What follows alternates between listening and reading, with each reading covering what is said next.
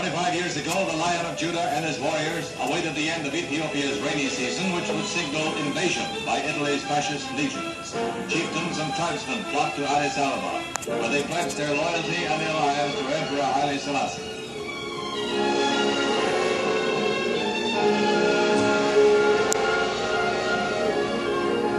In Italy, the sun was shining, and Mussolini made propaganda hay, threshing wheat in the recently reclaimed Pontine marshes near Rome. The dictator showed a peaceful aspect, rubbing shoulders, but not too closely, with his people. Of Ethiopia, who only recently regained his throne from rebel forces, faced a far graver threat 25 years ago. The whole world watched as the Lion of Judah led his primitive troops in defense against aggression by Mussolini's legions. The emperor journeyed to the front to lead his forces personally, but valor was to prove insufficient against Italy's modern armor 25 years ago. The British monarch is greeted by the Lion of Judah, Emperor Haile Selassie, on this royal occasion, the first formal visit by any British ruler. The capital city has been all spruced up. They even repaved the road from the airport, and people travel days from remote areas to cheer their visitor.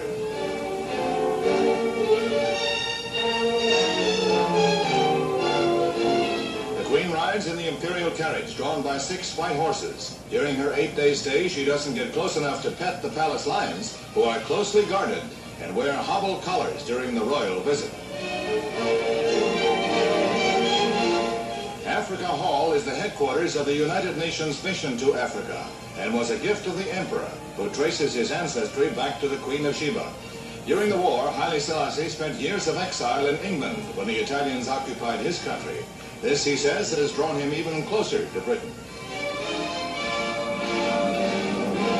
Tribesmen gather from afar to lend native glory to the festivities. These are the same fierce warriors who once faced modern Italian weapons of war, armed only with their spears, and won many a battle. Before leaving Ethiopia for the Sudan, the Queen is entertained by 60,000 school children in the modern stadium. Thus, the future generation provides a colorful climax for the Queen's visit to an ancient nation.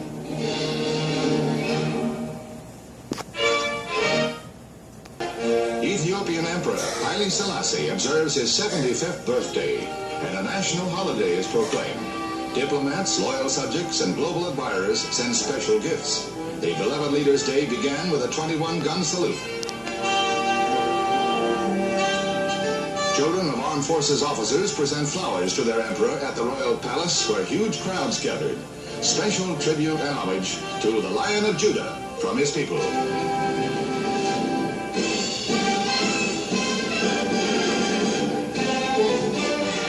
Male gymnasts at the Pan American Games. This pommel horse event demands a difficult... Ethiopian Emperor Haile Selassie, with Kenya's President Kenyatta, celebrates the 37th anniversary of his coronation. Thousands of people line the streets to cheer the Lion of Judah, who wore his Army Field Marshal uniform, while Kenyatta was dressed in traditional native robe. One of the major events of the day's celebration occurs at Ethiopia's Parliament building, where Selassie appears for a special address to his assembled legislators.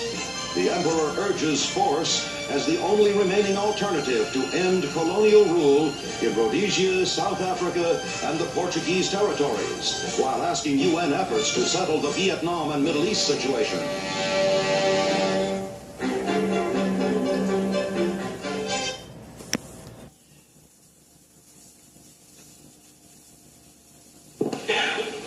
Monsieur le Président, Monsieur le...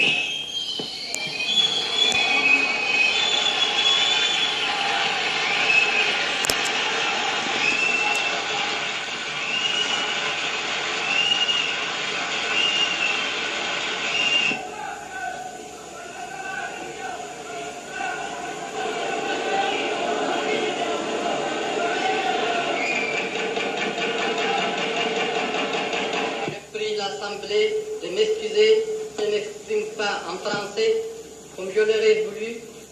Je dirai mieux toute ma pensée avec toute la force de mon esprit et de mon cœur en parlant en amharique. ጦርነቱ እንደተጀመረ በ1935 ዓመተ ምህረት መጨረሻ የኢጣሊያን የአውሮፕላኖች በጦር ሰራዊት ላይ የጋዝ ላክሬሞጅን ያለበት ቦምብ ጣሉባቸው።